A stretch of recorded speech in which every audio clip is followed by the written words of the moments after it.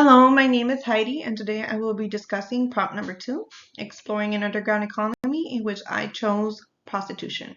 I found this topic interesting because it is highly stigmatized and hardly ever discussed publicly, and honestly, I realized it makes a lot of money that is not accounted for. Although prostitution is illegal in California and in many other states within the United States, it forms a great part of the informal economy. This practice can happen anywhere, anytime. It's really hard to track, but for the purpose of this video, I chose to focus on Figueroa Street, which runs 30 miles long north and south in Los Angeles County.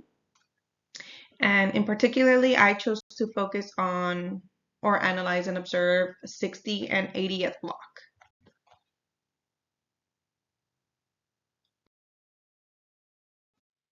Growing up, I was told not to walk near Figueroa. It's dangerous, and I do agree. As you pass or drive by, you will notice it's primarily a lower income community, and it has a huge reputation for prostitution.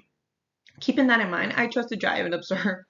Driving down, I'd seen many regular businesses such as this one, fast food places, houses, and what surprised me was the amount of yard sales selling in a variety of clothes and even hardware, which I'll show in the next slide.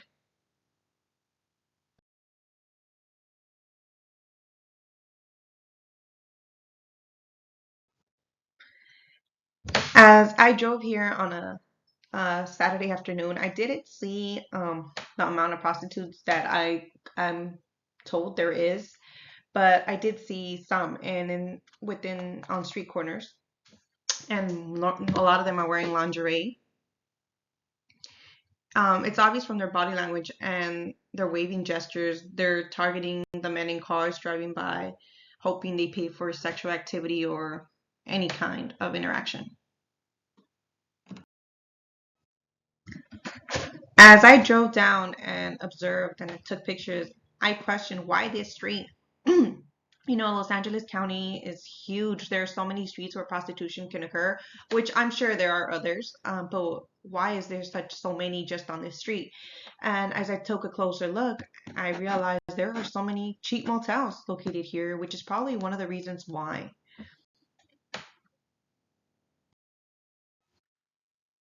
In addition to the motels, I also observed there was a lot of schools within Figueroa Street where many of the prostitutes also stood, maybe a block away from them. Not that it makes a big difference, but I wondered, how do people in this community feel about it, especially as it is a bad example for the kids to be observing them. This group of frustrated people standing up to what they say has haunted their South Los Angeles neighborhood for years. Frankie Mays is one of them. I'm concerned about our community. We joined this grandmother as her and dozens more marched down Figueroa Street on Thursday, hoping to reach those impacted by crime and prostitution. We have a lot of young girls, young people that really need guidance, and let them know that, it's other choices and other way. How big of an issue is it here? Unfortunately, Figueroa, it's known as a track. It's one of the hubs of prostitution in Los Angeles. The LAPD says Figueroa Street between 104th and 92nd Street are the hot spots for hundreds of prostitutes, both day and night. I realized almost in every corner there were street signs indicating no turning between the hours of 11 p.m. and 6 a.m. This is odd because I've been to many places in LA and I've never seen such a thing or so many signs. As previously stated, Figueroa Street is dangerous, and people have often told me to never go at night, so it was hard to investigate why, but there are many pages on TikTok explaining why, and here's one.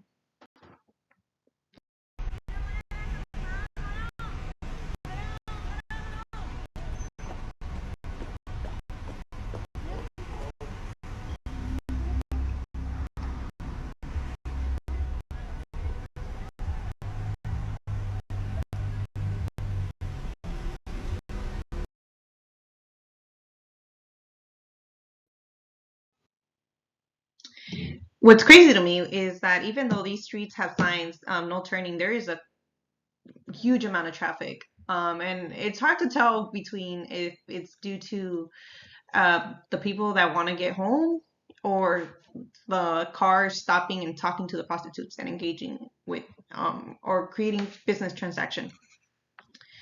In California, uh, prostitution is illegal, and there are laws and penalties for any person participating and paying for prostitution. Nevertheless, the laws do not stop anything, and the money is a huge reason why. It is difficult to report how much money a prostitute can make, but I was able to find a couple short interviews. Their desire to be with a trans woman, friends and family don't know. Don't know. I think it's a secret Yes. for them, yeah.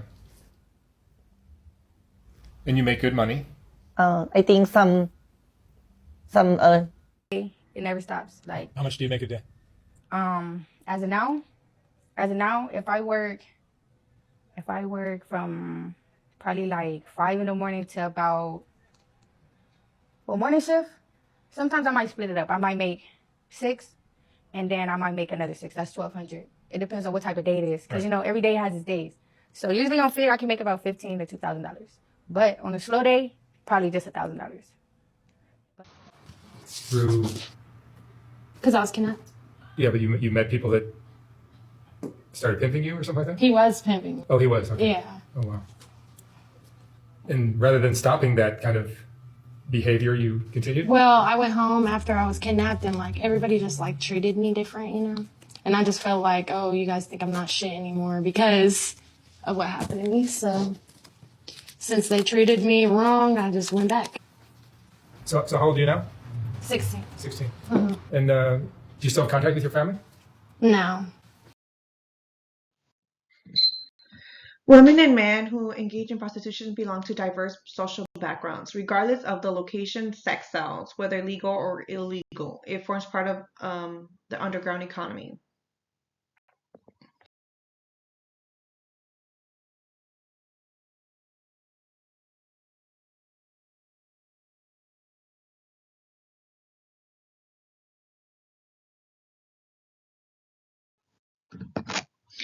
There is an estimate of 42 million prostitutes around the world that form a huge part of this underground economy, not to mention the disgusting human trafficking that adds on to the amount of unreported money being made.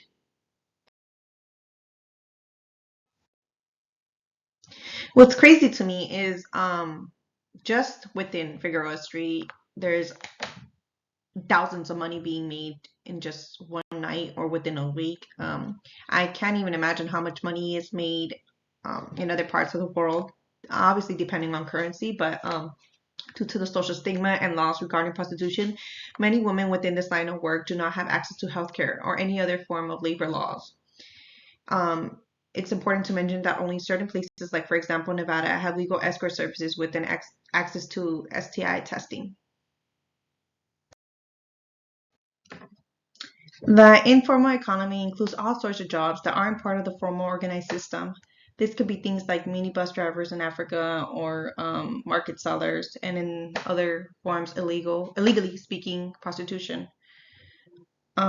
This stuff happens all over the world, and it's mainly seen in Latin America, in Europe, etc. The International Labor Organization says that over 2 billion workers, which is more than 60% of all working adults globally, have jobs in the informal sector, at least part-time.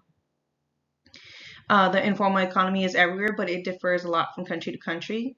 On average, it makes up 35% of the economy in lower and middle income countries, but only 15% in more developed countries. The informal economy is hard to measure directly because it involves activities that are not easily observed, and people in this economy often prefer to stay hidden. However, it's crucial to estimate its size because it includes some of the world's most vulnerable workers. There's also problems in gender inequality, as it has worsened after the pandemic, especially for women in informal work. Globally, 80% of domestic workers are women.